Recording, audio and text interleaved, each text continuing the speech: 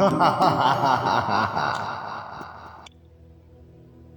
бол 1800-аад оноос ихтэй Монголын нэгэн алслагдсан нутагт үе дамжигдан шивнэгцээр ирсэн удмын тухай өгүүлэг юм.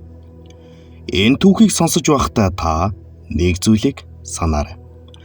Зарим домог үнс болж дуусдаг бол зарим нь бүр хүн болж амьдардаг. 1800-аад оны ихэнх үед уул ус нь хүртэл дууга хураасан мэт нам гүмнэгэн хүндэд ганцхан гэр байдаг байлаа. Тэр гэрийн талаар нутгийнхан дуугарах дургүй дуугарлаач шивнэж ярьдаг. Учир нь тэр гэрт эрэгтэй хүүхэд төрдөггүй байв. Төрвөл амьсгал нь удаан үргэлжилдэггүй 3 хоног заримдаа ганц шөнө болдог байв. Харин эмэгтэй хүүхэд төрвөл тэд амьд үлддэг. Бүр хэтэрхий удаан амьдардаг байсан юм. Тэр гэрийн эмэгтэйчүүдийн харцсанд нэг л танигдашгүй зүйл үргэлж байдаг байлаа. Яг л тэд бусдын мэдэхгүй зүйлийг хардаг мэт. Яг л ирээдүйг аль хэдийн үзчихсэн хүмүүс шиг. Эхэндээ нутгийнхан үүнийг тоогоогүй. Тэнгэрийн таалал гэж боддог байв. Гэвч он жил өнгөрөх тусам нэг л зүйл давтагцаар байв. Тэр гэрийн эмэгтэйчүүдтэй ойрцсон ирчүүдийн хувь заяа эвдэрдэг. Нэг нь мориноос унаж, нөгөө нархинд орж, нөгөөх нь шалтгаангүйгээр алга болдог байсан юм. Ингээд л хүмүүс шивнэлдэж эхэлсэн. Энэ гэр золгүй тавилантай бэлэвсэн хүүхнээр дүүрэн хавцсан ойрцсныхоо толгойг залгидаг. Тэрч бүхэл амьдаар нийтдэг байж магадгүй хэмээн айлд оруулалгүй бүр тэдэнтэй үг солих нь бүхэл салхин доогуур нь гарч нэрийг нь дурсахаас эмээдэг байсан юм. Гэвч тэр гэрийн эмэгтэйчүүд хизээж гомдолж байгаагүй. Тэд аль хэдийн бүхнийг төвчж хүлээж сурсан мэт. Яг л зайлшгүй ирэх нэг өдрийг мэддэг хүмүүс шиг. Гэвч тэдэнд нэг асуудал байдаг нь өөрсдийнх нь хараал хэдэн үе үргэлжилж мөн хизээ дуусахыг мэдэх боломжгүйд оршсон юм.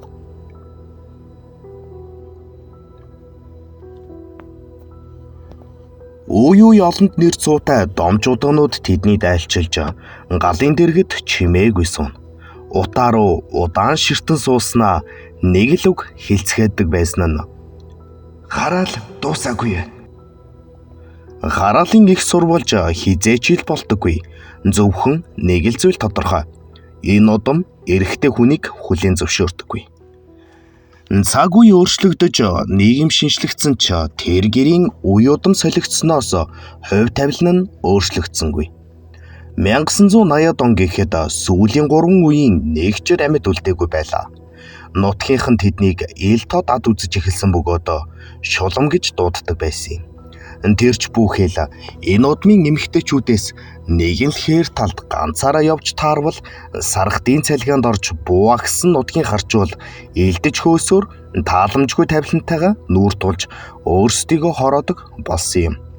Яг тэр л үед удмын хамгийн ахмад эмэгтэй нэг зүйлийг ойлгосон юм.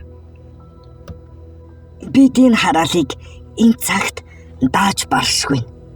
Хэрв ийм байдлаар цааш үргэлжилвэл энэ удам бүхэлдээ устдах аюултай. Хэмээн ярилцаж тэд эцсийн шийдвэрээ гаргав. Нутгаас хол хүн амтан бараг очдоггүй газар хар эсгийгээр нэгэн гэр барив. Тэр бол зан үйлийн гэр байв. Тэд хараалыг галд өргөж өөрсдийгөө хамт устгах нь гэж итгэж байлаа. Гэвч зан үйл эхлэхээс өмнөх шөнө тэр гэрийн шин гишүүн болох нэгэн яраа охины ойлгох дуу тэрхүү хар гэрээс холдож одсон юм. Охиныг нэгэн айлын үүдэнд шүн төлөөр хэнд ч анзаарагдалгүй чимээгүй орхисон байлаа. Тэр бол энэ удмын сүүлчийн үр. Ийхүү хар гэр үнс болсноор хүмүүс хар шулмын удам тасарч алдан ургийн цус цэвэр боллоо хэмээн шивнэлдэн итгэв. Гэвч тэд андуурчээ. Учир нь хараал устгагдаагүй, зөвхөн нэг биед шилжсэн байлаа. Хараал дуустдаггүй, зөвхөн эзнээ сольдог гэдгийг тэд яахан мэдэх вүлээ. Хаврын өр орж цэцэг ногоо дэлгэрч хар зам зурааж байх энэ үед шуудын жиргээтэй зэрэгцэн нэгэн бяцхан охины инээд цангинах ба эл охиныг зүүдэн гэдэг юмсанч аав ээж нь түүнийг зүүд нойрноосоо олсон тул инхүү нэрийдсэн билээ. Зүүдэн охин 10 настай бөгөөд насандаа баймгийн хурц уг хатуу харцтай эрэх танх охин юм. Хөдөөгийн амьдрал буцалж мал төлөх зуурт гэрийн гадна хурааж өргсөн түлэн дээрээ суучгаад ахтайгаа надан инээд цалгиулж байна энэ. Түүний эцэг бол нутагтаа төдийгүй аймагтаа алдаршсан хүчтэй зарим бол түүний ээжийг наран чимэг гэх нутгийн даруй нэгэн бүсгүй харин түүний ахыг төмөр гэх бөгөөд сахилга батн насандаа баймгүй сайн зөв төлөвшөлтэй хүү билээ. Өдөш болж саран ээжтэй золхон байх энэ үед Баатар Зарингийн герт инээд цангинан тэд оройн холоо идэж дуусаад амархаар орондоо орлоо. Сүмийн бүртэлцэх лааны гэрэлд Баатар Зарин "Үгүй хөгшөн, муу охин минь том болоод их тусд оржээ" хэмээн жумалцгаад нараа "Ёстой. Чи бид хоёрт тулж төвшөх үү? Хөлөө хочуулах охин байхад өөр юу хүсэх вэ дөхөө?" Баатар Зарин "Хань маргааш төв орно. Буцаад ирэхдээ жаал хүнс цуглуулад ирье. Чи хөгшөндөө цаасан дээр юу авахыг бичээд өгөөрэй."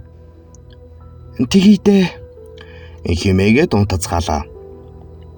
Нар хэдийн тооны гол тусгаад төмөрхүү зүүдэн дүүтэйгээ ус авахаар гол руу зүглэн уруудлаа. Тэд гол дээр усаа авчгаад байж байтал зүүдэн "Аха, тэрийг хардаа" хэмээг хуруугаараа заавал төмөр "Аль" хэмээгээ заасан зүгт хартаал ихээхэн том биетэй цайвар судалтай их л сонин үнэг 10 алхмын зайд тэдэнтэй тулжээ. Харцыг нь сонжвол ямар нэгэн зүйл авах гээд шунахаарч буймэт. Зүүдэн төмөр хоёрч ихэд сандран зүүдэн уйлгансан хоолоогоор "Цаашаа яв" гээд чулуу аваа шидтэл яах ихийн зургүй огт байгаагүй мэт сарниж алга болно.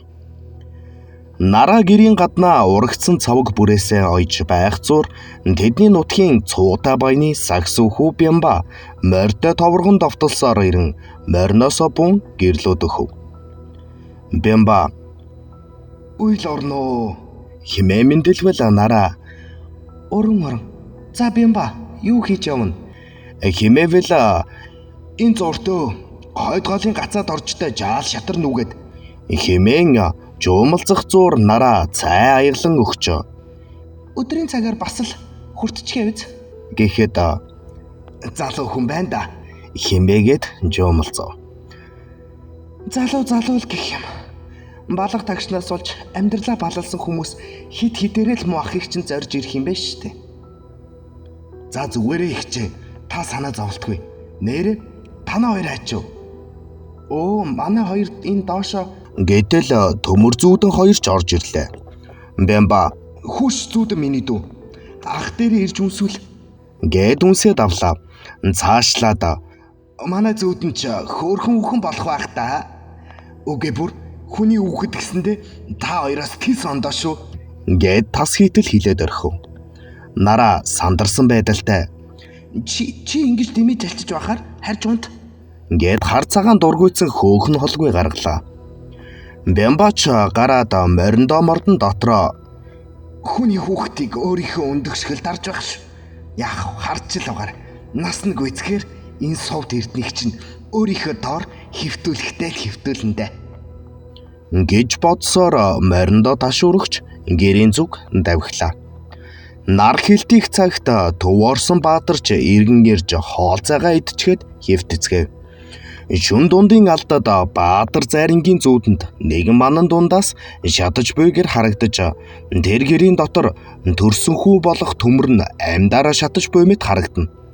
Тэрч зүүднээсээ орилоод сэрэхэд хамаг хөлсөн цовж уруулан хатсан байлаа. Хажууд нь хөвтөх нараа руу харвал нараач бас сэрчгсэн ямар нэг зүйлээс айж түгшсэн шинжтэй хөвтөж байв. Баатар Зарин "Үгүй хөгшөө. Сая" гэхэд яриаг нь таслан Харин тийм ээ. Би ч бас харсан. Гэхэд өнөөдөр сахиус залж учрыг нь толдохгүй бол горьгүй. Ойрд ядраатч тэр хуур татаад үйл хэрэг толдож чадахгүй байх шүү байна. Энэ хавар ойрдоо үнэг ихгүйгээд байна лээ. Нөөвөл яасан бэ өгшөө. Гэхэд Баатар хэсэг бодлогоширсноо. Учрыг нь харан байж л болъё доо. Гэд чимээгүй хэвтлээ. Өдийн алдад зүүдэн охин сэрээд ахыгаа хартал хөлсөн цувчгсан уруулн хөдлөөд ямар нэгэн зүйл хийлэх гээд хийлж чадахгүй байгаа мэт даржилж байлаа. Зүүдэн охин ч сандарч айгаад гадаа байгаа аав ээж хоёртоо үүнийг дуулхан сандарган дуудлаа. Баатар зайран ч үүнийг хараад ямар нэгэн зүйл буруу байгааг мэдэн "Нара, миний өгшөнд ухаан дээр нь хүйтэн жин тавиад охиноо аваад гарч бай. Би хоёрыг дуулгаа бэлтий." Хэмээгээд онгод тэнгэрээ буулгахад бэлэн боллоо. Удтал цамсны эцэст өвөг дээдэстэйгээ учран золглоо. Энэ үед юу болсныг нараа зүүдэн хоёр яахан мэдхүлээ. Энэ өдрөөс хойш даруй 7 жил өнгөрчээ. Төмөрхүү сахиусаа залхамжлан авч зүүдэн охин үдсэглэн төгөлдөр сайхан охин болон өсөж харин Баатар зарин 70 жил өнгөрсөн мэт хөгшөрчээ. Энэ л үед төмөрхүүгийн нэрт суу мандаж нутаг усандаа мэрэгэн төмөргөх нэрийг аль хэдийн авсан байлаа. Харин нутаг усны хүмүүсийн аманд нэгэн яриад амжигдан ярих болсон нь зүүдэн охины талаар ба зүүдэнг үргэлж үнийг дагаж явдаг ба тэр өдөр нь энгийн үсгэлэнт охин шөнө нь зайлмихээр чимсэн цус амталсан үнэг болдог гэж ярьж байлаа. Аргач үгүй биз энэ нутагт 7 жилийн хугацаанд 80 гаруй залуучууд хөвгүүд золгүй байдлаар амь үрэгдэж ухаан солиорсон юмсан ч үнэхээр л зүүдэн охиныг нэгэн үнэг дагаж явдаг ба ийм хэрэг явдал яагаад болоод байгааг зүүдэн охинч өөрөө мэдэлгүй айж имзэглэн явдаг аж. Нэгэн өдөр зүүдэн гол дээр ус аваад сууж байтал өнөөх Бямба гэх цуута баян шалиг залуу түүний амийг нь даран хоош хөвтүүлээд "Ахын чамайг амсах гээд их л олон жил хүлээлээ. Одоо чамайг авчсанаа." Хэмээгээ түүнийг орилж уйлахын хооронд тарчилж нүүр амийг нь самардан байх зуурт гараараа нүүрлүүн дийлсээд ухаан балартуулж орхилоо.